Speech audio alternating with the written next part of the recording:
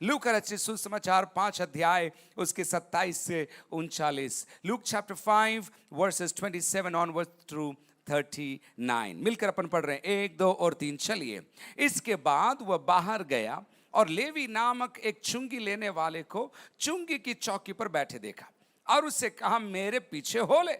तब वह सब कुछ छोड़कर उठा और उसके पीछे हो लिया। आगे, तब लेवी ने अपने घर में उसके लिए एक बड़ा भोज दिया और चुंगी लेने वालों की और अन्य लोगों की जो उसके साथ भोजन करने बैठे थे एक बड़ी भीड़ थी। जोर से पढ़ते जाइए। हाँ, इस पर फरीसी और उनके शास्त्री उसके चेलों से ये कहकर कुड़कुड़ाने लगे, तुम चुंगी लेने वालों और पापियों के साथ क्यों खाते पीते हो? यीशु ने उनको उत्तर दिया, वैद्य भले चंगों के लिए नहीं परंतु बीमारों के लिए आवश्यक है। मैं धर्मियों को नहीं परंतु पापियों को मन फिराने के लिए बुलाने आया हूं। 33, उन्होंने उससे कहा, यूहन्ना के चेले तो बराबर उपवास रखते और प्रार्थना किया करते थे, और वैसे ही फरीसियों के चेले भी, परंतु तेरे चेले तो खाते पीते हैं।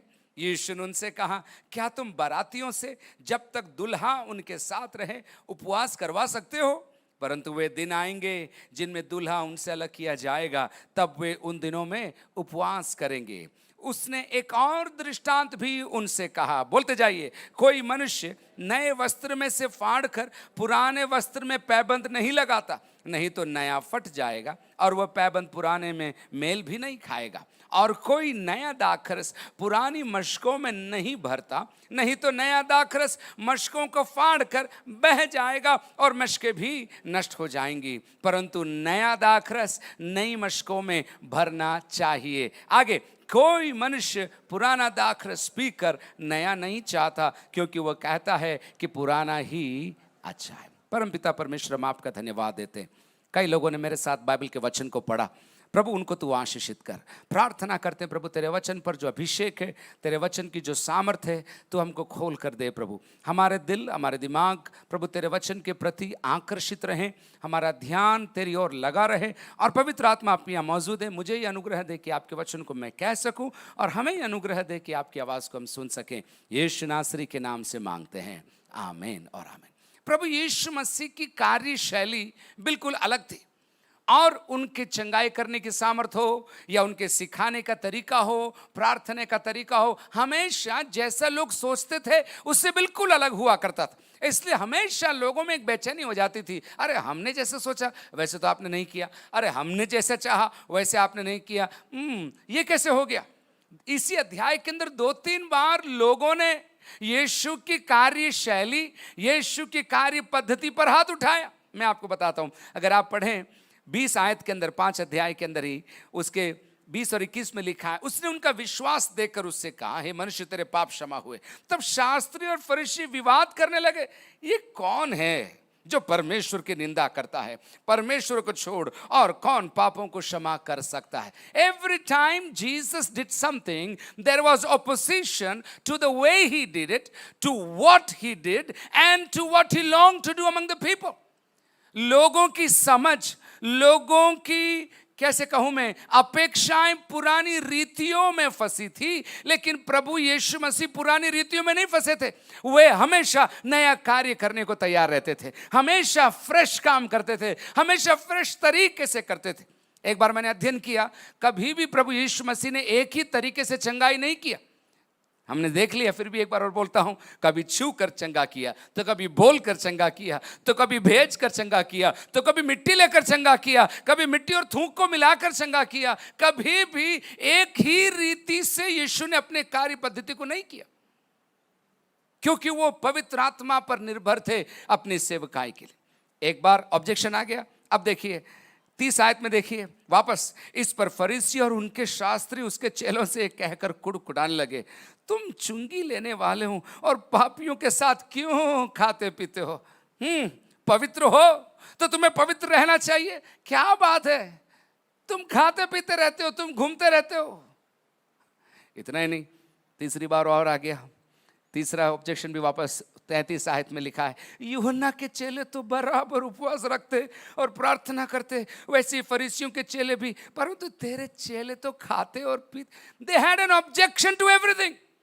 जो कुछ यीशु करना चाहते थे, जो कुछ यीशु करते थे, उनके पास एक नया ऑब्जेक्शन था, उनके पास एक नई एक रोड़ा था कि ऐसे क्यों, ऐसे क्यों नहीं, हमने तो ऐसे देखा है, हमने आज तक देखा है, वैसे आपने नहीं किया। और इस बात को ध्यान में रखते हुए प्रभु यीशु मसीह ने, देखिए अंत में आते आते एक दृष्टांत उनसे कहा। God Jesus spoke in parables always and he left it to the people to understand the mysteries of the kingdom. प्रभु यीशु मसीह हमेशा दृष्टांतों में बात करते थे और दृष्टांतों के माध्यम से लोगों पर ये छोड़ते थे कि वो प्रभु के वचन को समझें या ना समझें। अब देखिए मेरे साथ, अगर आपके पास हिंदी बाइबल है, 36 आयत से लगाकर 39 आयत तक आप देखिए कितनी बार नया शब्द आया है, new. New, count it. Bible खोलना पड़ेगा उसके लिए, आंख भी खोलनी पड़ेगी, दिमाग भी खोलना पड़ेगा। कितनी बार नया शब्द आया, नया, न्यू। ओके, हिंट दे रहा हूं मैं, 10 से कम है। नया, नया, नया, नया। आप बाइबल में मार्क करते जाएं, नया। स्क्रीन पर देखने से आपके बाइबल में मार्क कैसे होगा? इसलिए तो हम कहते हैं अपनी अपनी बाइबल लाओ। नया, नया। 7 बार प्रभु यीशु मसीह अपने दृष्टांत के अंदर इन शब्द को कहते हैं, न्यू, न्यू, न्यू।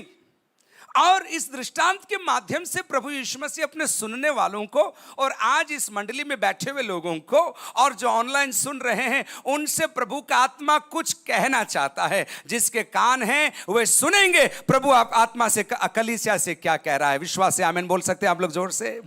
अब देखिए यहां पर प्रभु यीशु मसीह कंपेयर कर रहे हैं और कंपैरिजन के लिए भी 3 सेट लिया है उन्होंने। 3 सेट, नया कपड़ा, पुराना कपड़ा। उसके बाद कौन सा है बताइए, चलिए बताइए। सर आप बोलते जाओ, आप भी डिस्टर्ब हो रहे हो, हमको भी कर रहे हो। हाँ, नया कपड़ा, पुराना कपड़ा। उसके बाद है नई मशक, पुरानी मशक। उसके बाद एक और है, हाँ, नया दाखरस और पुराना दाख। So Jesus in his parable, प्रभु यीशु मसीह अपने दृष्टांत के अंदर 3 चीजों को कंपेयर करते हुए, ध्यान से सुनना, 3 चीजों को कंपेयर करते हुए अपने लोगों को समझाने का प्रयास कर रहे हैं कि मैं कुछ नया करने पर हूं और मैंने कुछ नया शुरू कर दिया है। जिसको समझ में आएगा वो उसका लाभ उठाएगा, नहीं तो वो पुरानी रीतियों में ही रह जाए।